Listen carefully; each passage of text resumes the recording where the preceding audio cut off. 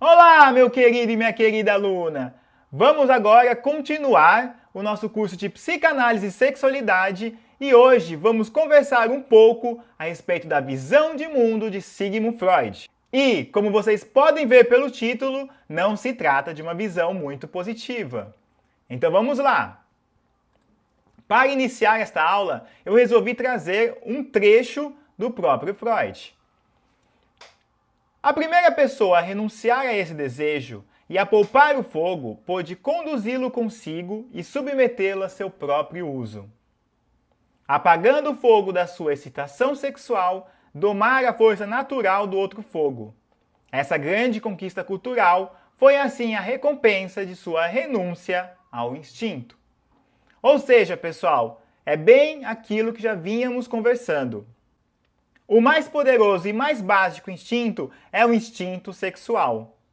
Contudo, foi pelo esforço consciente do ser humano de suprimir e aprender a canalizar essa energia para os aspectos sociais e culturais que tudo isso que vemos ao nosso redor e até mesmo diante de nós, pois aqui estamos mediados por um computador, pela internet, etc., se tornou possível.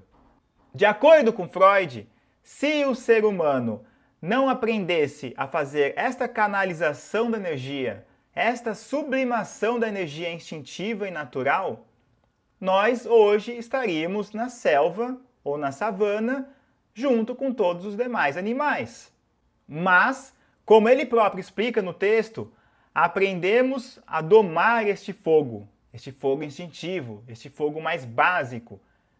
E, domando este fogo, ganhamos a capacidade de utilizar este fogo em outras áreas da vida. Áreas que inventamos, áreas sociais e culturais.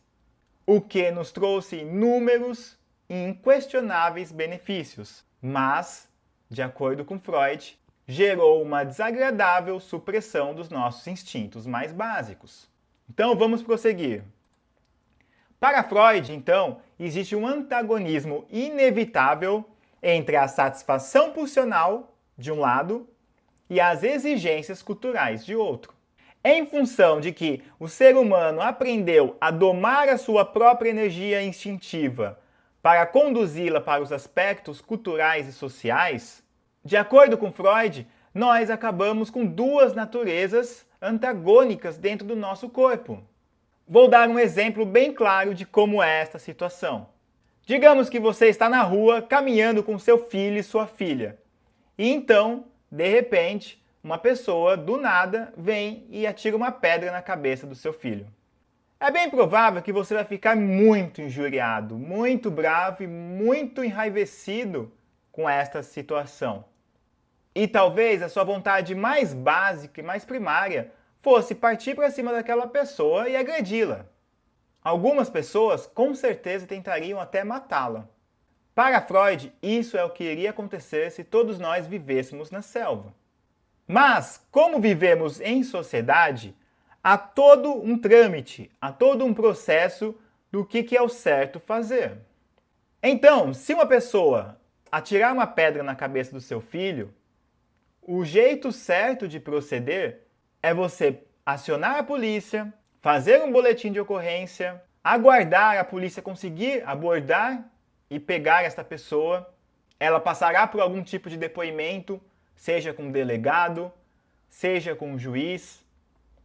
E então, só depois, constatando que realmente foi esta pessoa, averiguando os motivos pelos quais ela praticou este ato, aí sim, um juiz que estudou anos e anos para entender da lei em nossa sociedade vai poder impor ou uma pena ou alguma ação de reeducação social para esta pessoa. E aí não importa se esta pena ou se essa ação que o juiz vai impor vai agradar você ou não vai.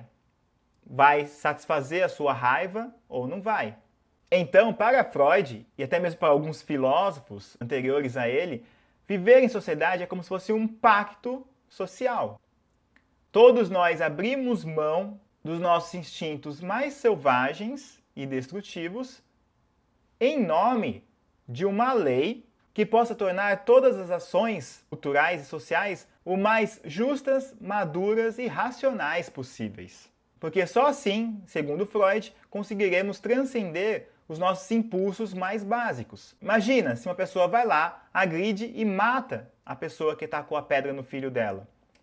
E aí, chegando a polícia, vai constatar que aquela pessoa nunca agrediu ninguém, mas estava em um surto psicótico, por exemplo. E aí, o que acontece? Aquela pessoa morreu, o filho dela vai para o hospital e depois de 3 dias sai, apenas com um curativo e alguns pontos na cabeça, e esse pai que acabou matando a outra pessoa vai presa.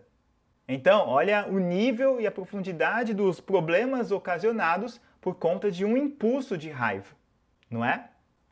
Então, para Freud, todos esses benefícios científicos, artísticos, políticos, entre outros, são resultado da sublimação das pulsões instintivas da natureza sexual. E, para Freud, toda moral social ela é totalmente artificial. Ou seja, para ele, não há nenhuma outra realidade divina ou mesmo natural que fundamente a nossa moral social. Quando a gente pega, por exemplo, uma cidade lá no meio do Oriente Médio e compara com uma tribo que está lá no meio da África, com uma aldeiazinha que está lá no meio da Europa, com uma cidadezinha que está lá na América Central, com a região onde nós moramos, cada um desses locais possui uma regra e valores totalmente diferentes. E cada um desses locais procura enquadrar a sua maneira, e aqui não importa as razões que eles dão, se são razões divinas ou se são razões políticas. Toda sociedade procura enquadrar em sua moral e em seus valores cada uma das pessoas que vivem nela. E isto, pessoal, diz respeito a todos os aspectos da vida. O que é o menino, o que o menino deve gostar, como o menininho deve proceder. O que é menina, o que a menina deve gostar e como ela deve proceder. Se qualquer um desses dois mudar um pouco disso, vai ter que encarar a vergonha e a pressão e até mesmo a punição social. Ah, se a menininha sentar com a perna aberta, ela é X. Menininha tem que sentar com a perna fechada. Se o menininho sentar com a perna fechada, ele é X. Ele tem que sentar com a perna aberta. Se o menininho chorar, ele é X. Menininho tem que ficar bravo e partir para cima. Se a menininha ficar brava e partir para cima, ela é X. Menininha tem que chorar e escrever no diário. Sei lá. Então, a moral da sociedade ela é totalmente artificial. E não é à toa que vemos tantos e tantos conflitos a respeito dos valores em nossa sociedade. E a nossa civilização ocidental ela é tão complexa e profunda que até mesmo na vida de uma única pessoa, ela tem que se relacionar com diversos conjuntos de valores. Alguns que ela escolheu e outros que ela não escolheu. Por exemplo, digamos que ela é uma pessoa católica e aprecia os valores católicos. Contudo, ela trabalha numa empresa onde ela fica 8, 9 horas do seu dia e lá há um conjunto de regras totalmente diferente. Um conjunto que ela tem que obedecer, ela tem que seguir, senão ela não poderá ficar nesta empresa. Então, entra uma série de influências econômicas, políticas, religiosas, todo mundo querendo botar pitaco em como que o indivíduo tem que agir. E o que ele é se ele não agir conforme essas pessoas desejam. Então, olha o buraco em que cada um dos indivíduos está. E aí, pessoal, tendo em vista esse antagonismo inevitável entre os nossos desejos instintivos e pulsionais e toda essa moral artificial, qual seria o preço da vida em sociedade para Freud? A neurose. Então, é por isso que, para Freud, na melhor das hipóteses, nós somos neuróticos. E na pior das hipóteses, nós somos psicóticos. Por quê? Para Freud, um neurótico é aquela pessoa que está repleta das frustrações porque não pode satisfazer plenamente as suas pulsões mais básicas e instintivas, mas ela ainda possui contato com a realidade. É claro que o neurótico sempre está sonhando e desejando que a realidade mude para agradar mais os seus desejos, mas ele está conectado com a realidade. O psicótico, ele chegou a um nível tão grande de frustração e ruptura interior que a ligação entre ele e o meio social já se rompeu. Então, tamanho foi o sofrimento que o psicótico precisou, instintivamente, inconscientemente, precisou alucinar uma realidade específica para ele, na qual ele pudesse viver, a qual tornaria possível a sua vida. Então, o neurótico é aquela pessoa que pega 3 horas de ônibus, lotado, chega num trabalho que ele não gosta, ele desejava que fosse outra coisa, ele quer ganhar na loteria, ficar rico e viver na praia. O neurótico é isso. O psicótico, ele já se torna um Napoleão e diz: eu não preciso trabalhar porque eu tenho que fazer a Revolução da França e tenho que salvar o mundo. Mas vamos ficar na neurose. Afinal, o tema da nossa aula é o mal-estar na cultura. Então, para Freud, todos nós possuímos um ego. E o que é o ego? É uma pequena instância que existe dentro do nosso psiquismo, que é aquela instância que é responsável pela nossa identidade pessoal. Quando eu digo eu, é o meu ego que está dizendo. Então é o nosso pequeno eu interior. Este ego, para Freud, ele é encurralado por uma série de forças. De um lado, nós temos o id. O id, pessoal, é aquela instância psíquica onde estão todas as pulsões instintivas. Só para clarear um pouco, Freud não trabalha com a questão instintiva do ser humano. Ele diz que o ser humano ele é uma entidade tão complexa que quando essas forças instintivas adentram o psiquismo, ela se torna uma outra coisa, que ele chamou de pulsão. Então, o id é a esfera psíquica onde estão todas as nossas pulsões instintivas. E essas pulsões, assim como na natureza, desejam satisfação contínua e ininterrupta. Não importa em qual local você está.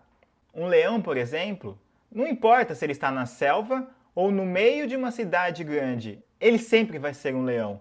Se você não tomar cuidado com ele, ele vai e te come, e te morde, e te estraçalha, porque ele é movido pelo seu instinto. Agora, na relação do ser humano, o id vai desejar uma série de coisas e o ego, que é essa mediação que tem o contato com a realidade, vai acabar barrando uma série de impulsos do id, justamente porque muitos deles são impraticáveis. Se o ego matar alguém, se o ego estuprar alguém, se o ego agredir alguém, este ego, como representante da pessoa na realidade, vai sofrer severas consequências. Então, aí já começa a repressão do id. Só voltando um ponto do slide anterior, se este ego obtiver sucesso na sua capacidade de sublimação, na sua capacidade de canalizar energia, ele consegue canalizar essa energia reprimida do id para a sua sociabilidade e para os seus aspectos culturais.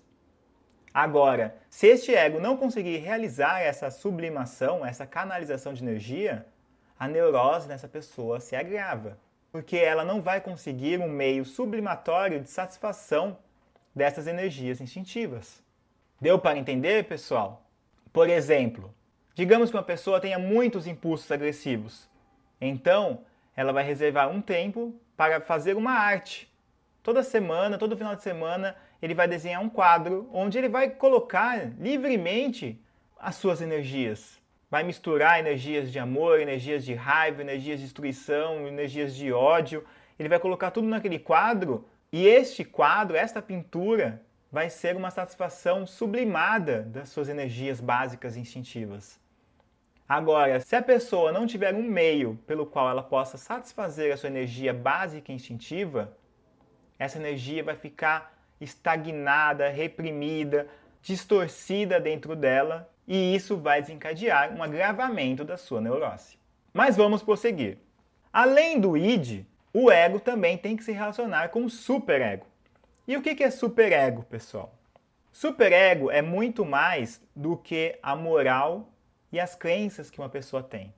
Superego é a moral e os ideais internalizados pela criança. Ou seja, quando somos crianças, nós temos uma série de identificações afetivas muito profundas com o nosso pai, com a nossa mãe, com uma avó, com um professor, com um padre, um pastor, um rabino, o que quer que seja. E então, por meio dessa identificação tão profunda e muitas vezes mágica, que que essa criança tem com cada uma dessas pessoas, ela acaba internalizando a imagem que ela criou dessas pessoas para dentro de si. Esta internalização acaba se traduzindo em uma moral e uma série de ideais. É como se o padre, o pastor, o rabino, a mãe, o pai, a avó também estivessem dentro da criança. Contudo, para Freud, esse processo ele é tão profundo que muito desses valores e dessa moral a criança vai entender como se fosse dela.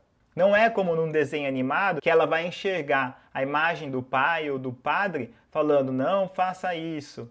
A identificação é tão profunda que ela vai sentir que esse desejo de não fazer isso é dela. E isso, inevitavelmente, vai se colocar contra o id. Porque o superego é uma instância que ela é criada plenamente em contato com a sociedade e a cultura. E aí o que acontece? O ego fica entre esses dois senhores. Entre o id, que deseja satisfação contínua e imediata, e um superego que tem toda uma série de valores e imagens incríveis e praticamente super-humanos, divinos. Depois, mais para frente, a pessoa ela pode até decidir que não vai ser mais católica, que não vai ser mais evangélica, protestante, não vai ser mais um judeu. Contudo, seus valores e as imagens entranhadas dentro dela continuam presentes. A pessoa ela pode ter 18, 19, 20 anos, ser um ateu e lá dentro dela desejar ser uma santa cristã. Olha o nível da coisa. E também, além de tudo isso, há a questão da realidade, que vem colocar mais complexidade para o pobre do ego.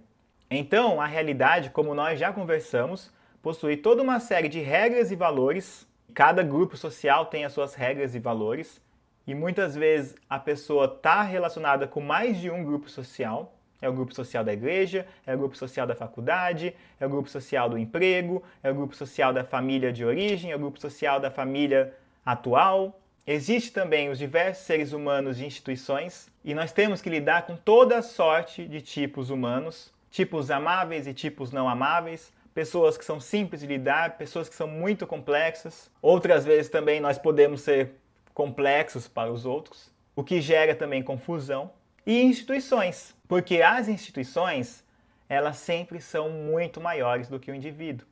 A instituição faculdade, a instituição igreja, a instituição empresa.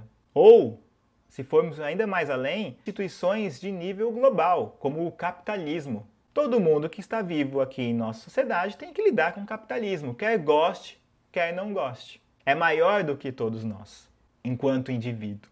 E também a questão da natureza, que, longe de Freud colocar como algo lindo e maravilhoso, é um mundo profundamente perigoso e imprevisível.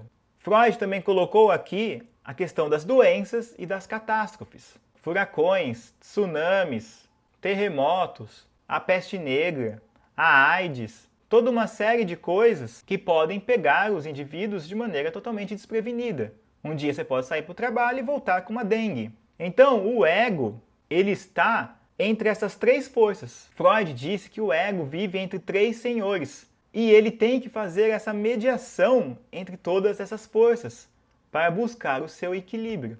Entre um id, que deseja satisfazer-se plenamente e de maneira imediata, que são esses instintos mais básicos da nossa natureza.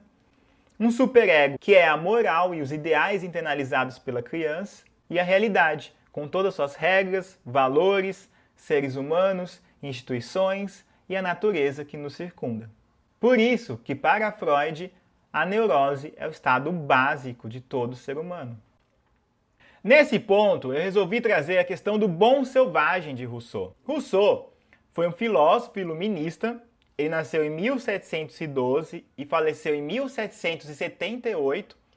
E, de acordo com ele, todos os seres humanos nascem bons. E seria a sociedade que os corromperia. Ou seja, para Rousseau, se a gente pegasse uma criancinha que acabou de nascer e colocasse ela lá na selva e por algum motivo ela conseguisse sobreviver, ela seria uma pessoa amável, justa, honrada, virtuosa, companheira. Porque Todas essas características existem naturalmente nos seres humanos e é a sociedade, por conta de todos os seus conflitos e maldades, que acabaria corrompendo a criança. O filme do Tarzan seria um grande exemplo do Bom Selvagem de Rousseau. Um menino que acabou sendo educado por animais na floresta e tornou-se praticamente um herói. Uma pessoa extremamente virtuosa, honrada, correta, etc. Para Freud, não é nem preciso dizer que, se uma criança fosse educada por animais na floresta, se ela conseguisse sequer sobreviver, o que seria bem improvável para Freud, ela não se tornaria um Tarzan. Ela se tornaria uma pessoa muito mais próxima dos animais do que algo que nós entendemos como um ser humano maduro e desenvolvido. Se vocês tiverem curiosidade sobre o assunto, há até mesmo alguns relatos de crianças que foram educadas por lobos, não sei se macacos também, e como elas ficaram. Elas ficaram com muitos comportamentos do grupo, da matilha na qual elas pertenciam. Mas vamos prosseguir. Para Freud, a ideia do bom selvagem de Rousseau é uma grande ingenuidade. Não passaria de um desejo do ser humano. Porque, para Freud, além de tudo aquilo que a gente já conversou, no ser humano, os impulsos eróticos e sexuais, esses impulsos mais positivos, viriam conjugados com impulsos agressivos e sádicos, o que resulta em mais repressão e ainda em mais neurose. Então, qual que é a visão freudiana do ser humano? Vocês vão ver que é uma visão muito negativa. Vamos lá. Os homens não são criaturas gentis que desejam ser amadas. Pelo contrário, são criaturas em cujos dotes instintivos deve-se levar em conta uma poderosa cota de agressividade. Em resultado disso, o seu próximo é, para eles, não apenas um ajudante potencial ou um objeto sexual, mas alguém que os tenta satisfazer sobre ele a sua agressividade, a explorar sua capacidade de trabalho sem compensação, utilizá-lo sexualmente sem o seu consentimento, apoderar-se de suas posses, humilhá-lo, causar-lhe sofrimento, torturá-lo e matá-lo. É uma visão bem forte, não é, pessoal? Eu acredito que todos nós podemos dizer que Freud acabou exagerando nesta visão. Mas nós não podemos dizer que ele errou. Afinal de contas, se formos estudar a história da humanidade e até mesmo o que acontece em nosso dia a dia, nós veremos que esta é uma realidade muito forte na questão do ser humano. Vejam todas as guerras que foram feitas. Vejam o que os seres humanos fazem nas guerras. Todo o sofrimento, a questão do estupro, a questão do genocídio. Quando lemos, por exemplo, histórias até mais próximas de nós, como da Revolução Industrial, onde até mesmo crianças tinham que trabalhar na fábrica cerca de 15, 16, 17, 18 horas por dia, sem nenhum cuidado, sem nenhuma proteção, sem nenhuma legislação.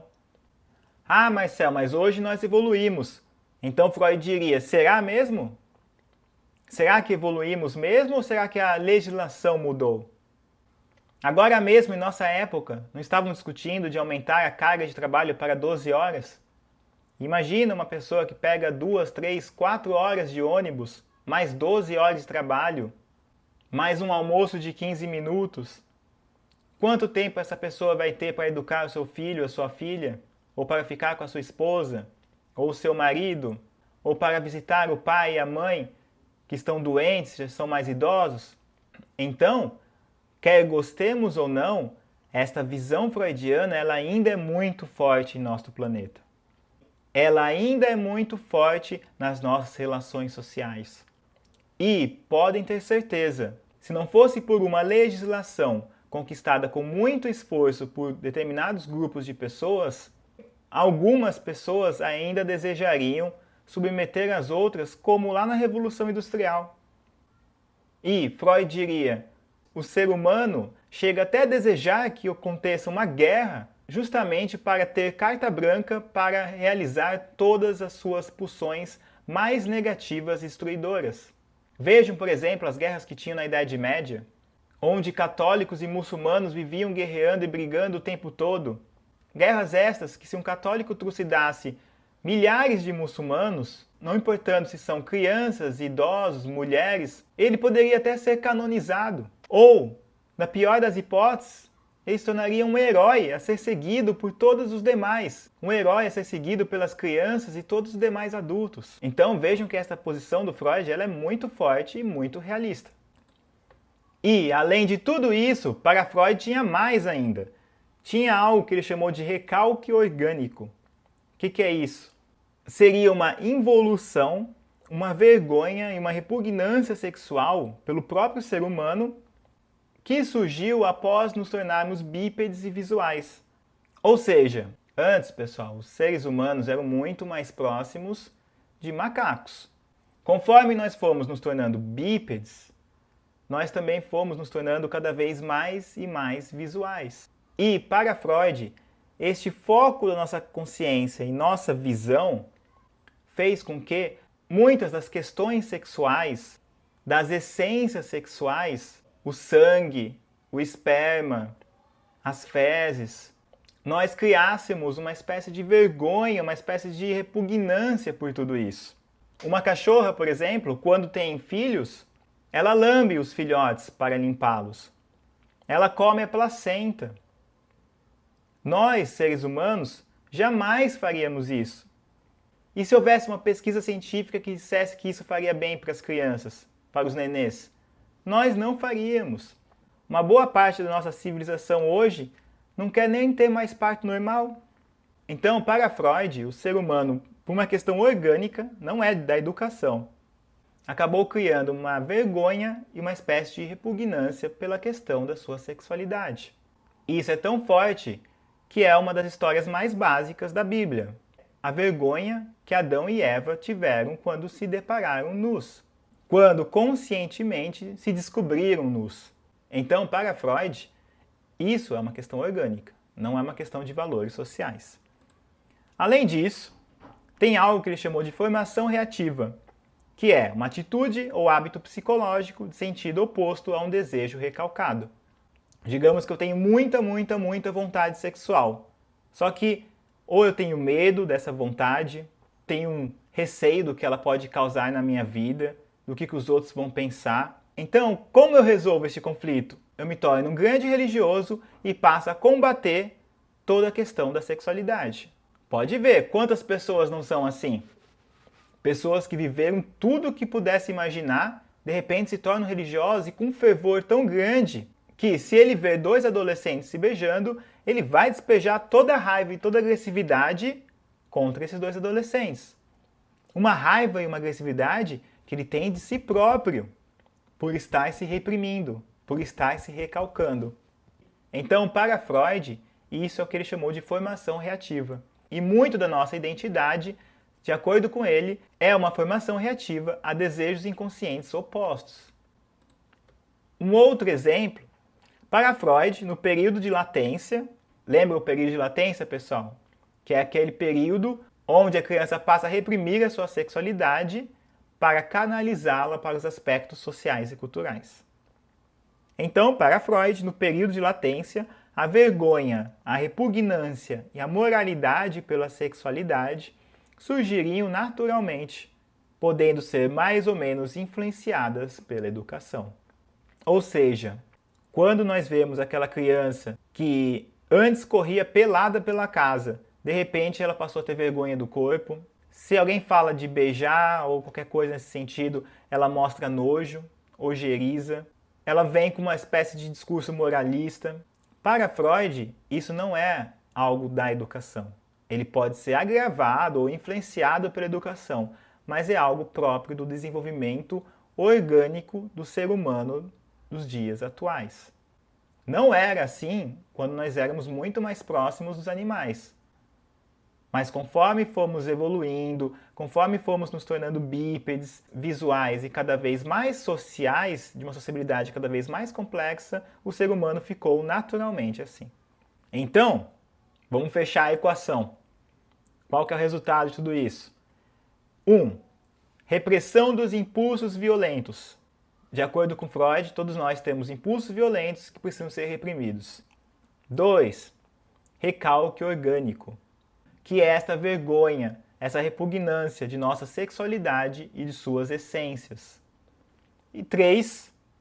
A formação reativa, que é esta defesa contra uma pulsão instintiva muito poderosa e que, para lidarmos com ela, criamos uma estrutura de identidade oposta à realização daqueles desejos.